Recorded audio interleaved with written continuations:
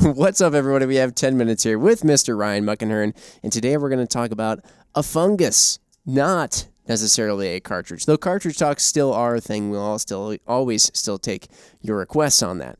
Now, the topic at hand is morel mushrooms, and I'm going to just call Ryan out right away at the beginning, just because I like doing that, and I'm just going to get it all out on the table here. A lot of people regard morel mushrooms as being the finest mushroom. See that the face Ryan just made. If you're watching on YouTube, you might have seen it.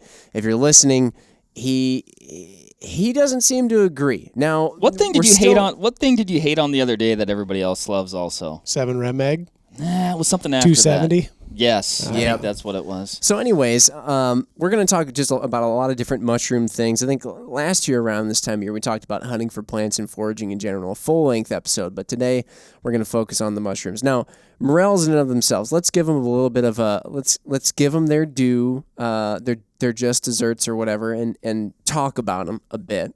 But then you can explain all of your feelings around them. I love morels.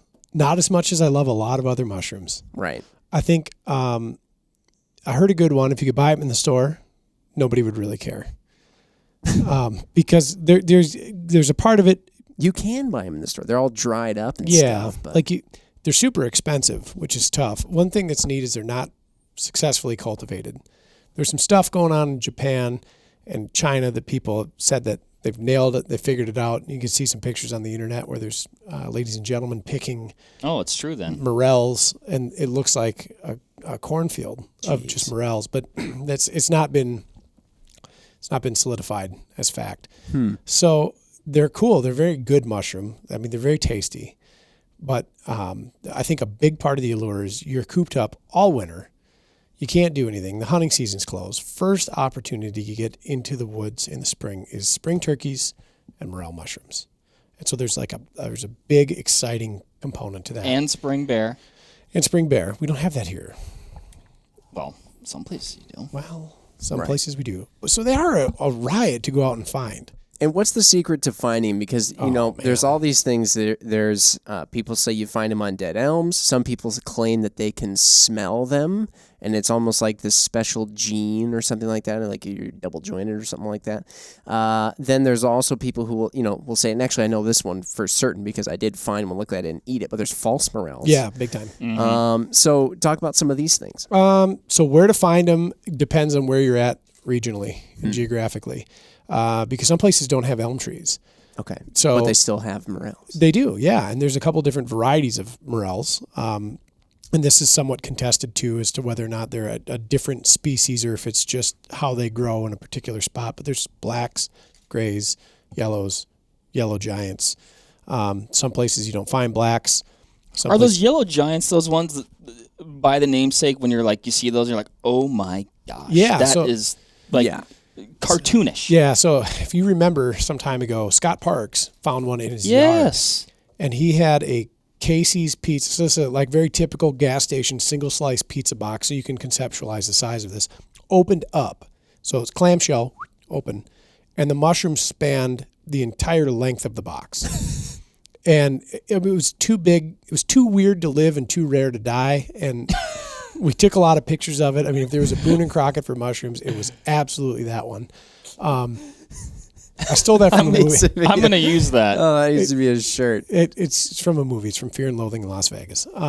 Anyway, so depending on where you are, you might find them in different places. So speaking to my experience, black morels I always found in northern-ish latitudes in Minnesota and Wisconsin.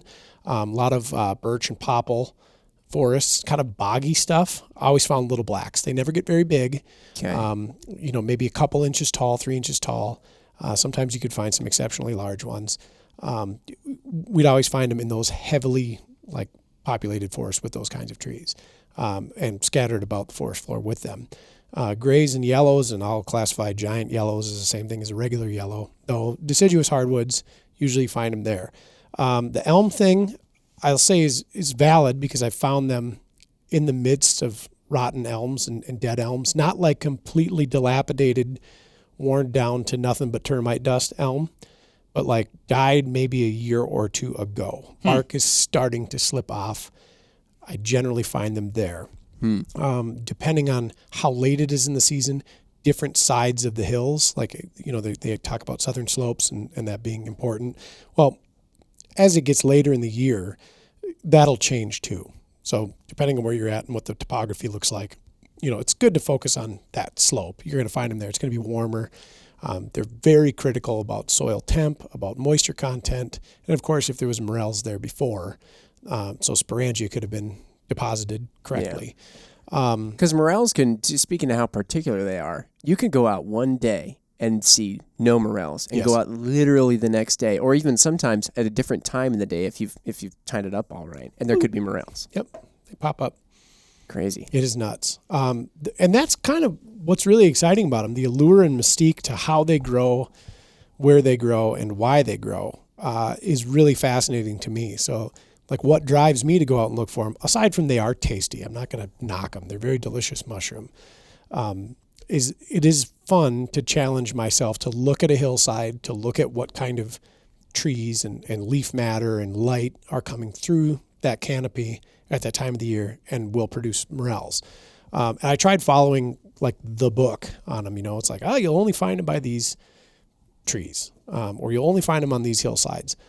Back in Minnesota, my best, most consistent morel producing spot was a stand of white cedars in the sandiest, graveliest, crappiest soil. Oh yeah, it made no sense whatsoever. And every time I go out there, I'd fill like a grocery bag. Are you sniffing them? Well, at a place like that, you probably just know where to find them. But in other places, are you sniffing them out? Yes. We're still talking about. It just sounded funny to me. You've been sniffing. How are you taking those? Sniff them. Yeah. So here's one that people are going to light me up for. I can smell morels, and some people are like, no, you can't. That's impossible. Actually, one of my coworkers can also smell morels, and James Jordan. We've been put to the test on this one, and yep, I can smell morels. How does one put you to the test? Like, I think in all the other times I've been taken to task on this one, being with people like skeptical foragers, or not foragers at all, but people just skeptical of the things that come out of my mouth. Skeptical of your magic. Right. I'd made mention like, yeah, I can smell morels. And of course, no, you can't. You can't smell morels. Sure you can. And then I'll stop and I'll go, oh, there's going to be morels nearby. Walk into the wind, bam, there they are. God. Interesting. So a lot of things have to come into play on that one. And I think you can teach yourself to do that too.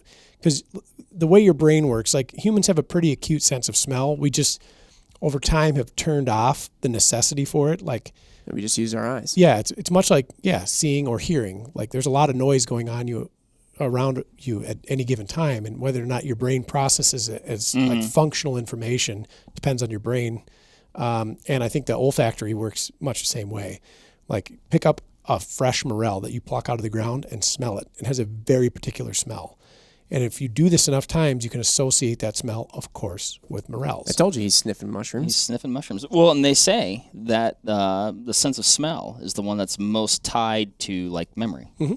Yeah. So, and I guess I can't say that I can. I'm sure I've smelled a morel, right? Like one that I already found. But I think it'd be curious to perform the exercise. Like if you found some morels, then be like, oh, okay. Well, do I smell anything? To make the correlation. Yeah. So the test for this one is you can't bring me to somewhere I know that there's morels, because I know where they're going to be approximately. And so I'd be like, ooh, I think I smell one around here. And then just kind of happen into one. Like that uncle who's always pulling the quarter out of your ear. He knows where the quarter is. Yeah. Mm-hmm. You'd have to bring me somewhere I've never been before and let me walk around. And I'll indicate. I'll be like, right now I'll point at my nose. That's what I do. I tap my nose. And everybody's like, come on. Look at this party trick clown. And then, bam, there they are. Let's talk real quick, too, about falsies. Not the eyelashes, but false morels. Well, and I would say this. Here's one thing I like about morels. Yes. They're a very, in my opinion, identifiable mushroom. Super, I think few things in the fungi world look like morels look like morels. Now I know there's false morels, right? But I do still look morel-ish. I'd say this. I picked up a couple of falsies. I'll start just calling them that last year. thinking Commonly known as. Yeah, I was thinking, well, maybe these ones are just, I don't know. Sometimes you get this little, because you want to find morel so bad that the first thing you see that resembles a morel, you're sort of like, I know it's not really probably a morel, but I want to believe it's a morel, so I'm going to pick it up anyway. So I'm going to pick it and eat it. I think I can. Right. There's an easy test for it, too. So there's two mushrooms you should really look out for.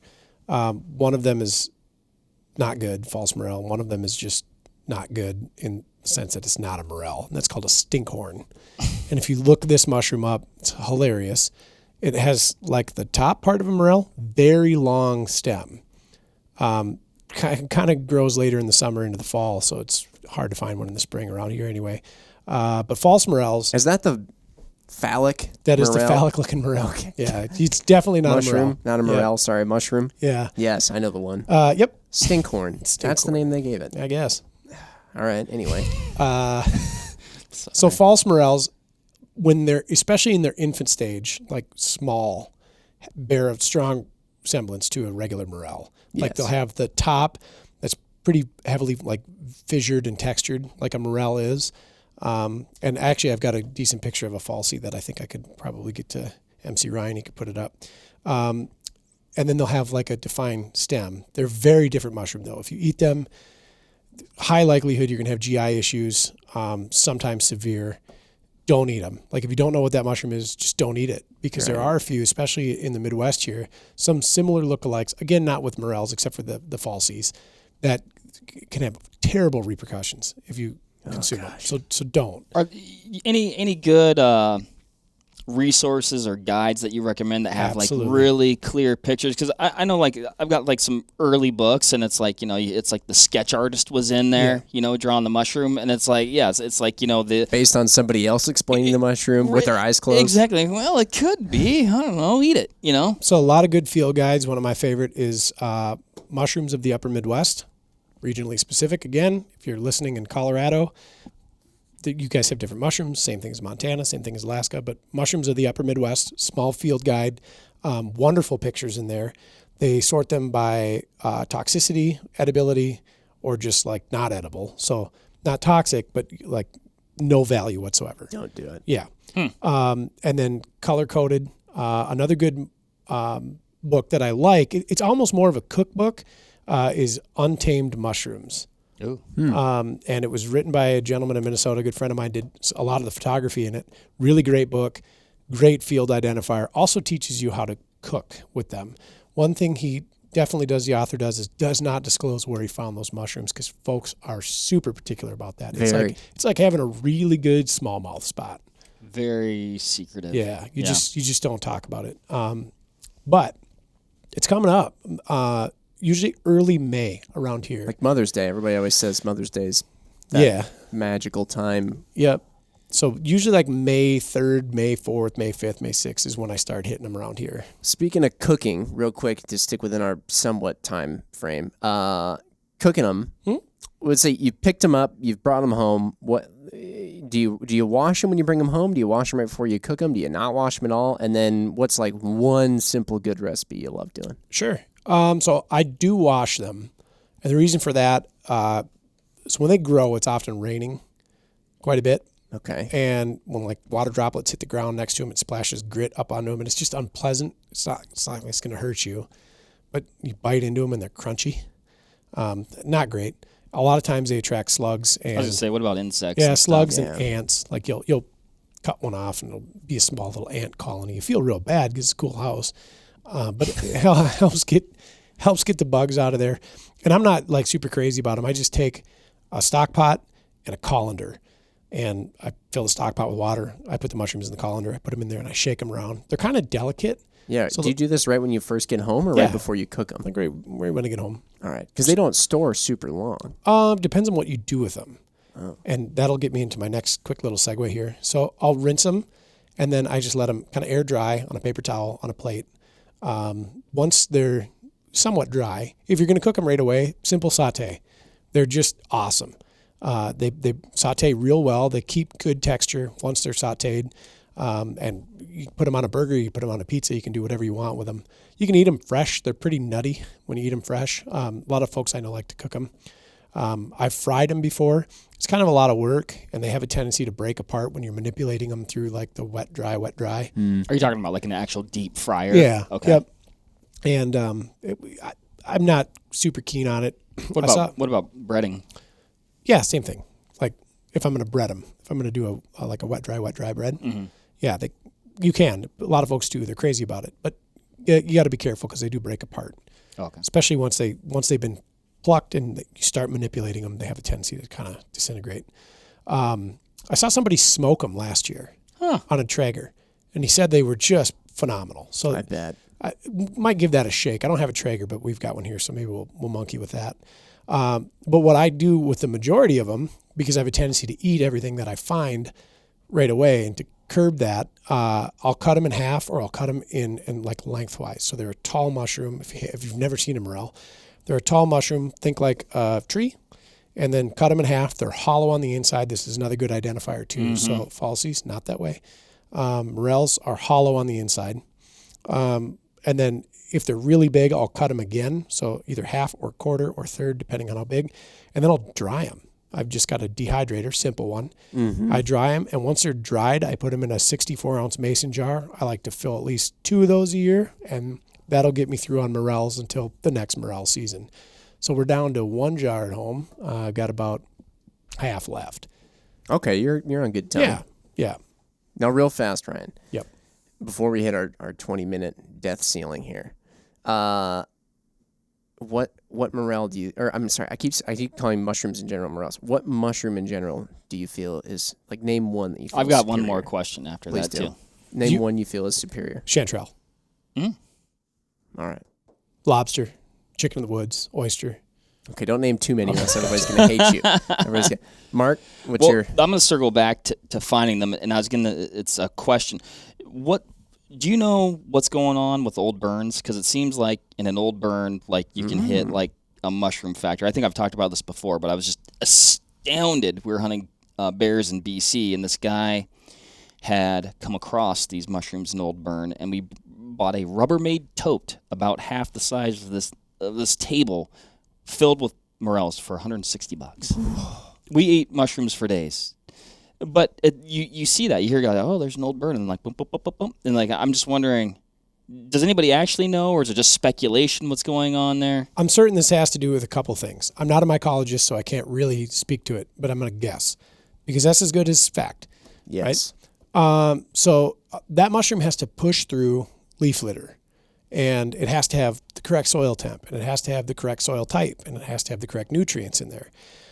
If there's a ton of leaf litter, the mushroom is not going to fruit, right? So the mycelium underneath there is not going to, generate this fruiting body that's going to be able to propel itself upward through the leaf litter. So I speculate that if it's burned off, it has less competition to get through there. Now, if there's too much sun exposure, they also won't really happen that reliably, or at least they will, and then they'll get sunburned and they fall away real quick. But I'm sure that also then burning it is charging the soil with nutrients too. Right. Because we know that like ash is good for growth. Right. We see that all the time. So I'm going to bet it's twofold. And it could be a multitude of factors there. A real mycologist listening to this, please, I want to know. Burn it off. You have less competition or less barrier for the fruiting body to get up. And then 2, supercharging the soil with nutrients. I also wondered, and I think what you said is probably more likely, if there was some sort of activation of the spore with the fire. I don't know. I really don't. That part's really crazy, because people always talk about, you got to carry them in an onion bag or a mesh bag. The moment that mushroom begins releasing spores, there are literally billions of them in the air. The spore is so small that an imperceptible breeze will move that spore and disperse that spore like crazy. I'm sure carrying them in that bag doesn't hurt, but I don't think you're doing the Johnny Appleseed method. I've heard that's a little bit of a myth. Yeah, correct. I don't know for a fact, but. So I really can't speak to the spore part of this, but I can also tell you I found morels in the goofiest spots that make no sense whatsoever. Case in point, the stand of Cedars, hard, sandy soil, phenomenal mushroom patch. The biggest morel I've ever seen in the wild was found under like an aspen tree on a trail next to some pavement. How about that? There were some in the beauty bark of my in-laws' house. Just Damn. it was actually in their garden, There you have it. or next to their garden, I should say. 3 seconds. All right. I think that'll do it. Hopefully we all still make it to the next podcast now, because that says 20 minutes. I'm a little nervous. It says 10:06, 7. Well, yeah, 8. but we've already done. Oh. All right. Anyway, that's how it works. Ryan, very good. Thank you very much for joining us. Everybody out there, if you're going to be hitting it hard for the morels this season, tell us what recipes you like doing. Don't tell us your spot, because we know that that would potentially cause an issue of an international crisis. So, anyways, yes. Thanks as usual. We'll catch you on the next one. Bye. See ya. Bye.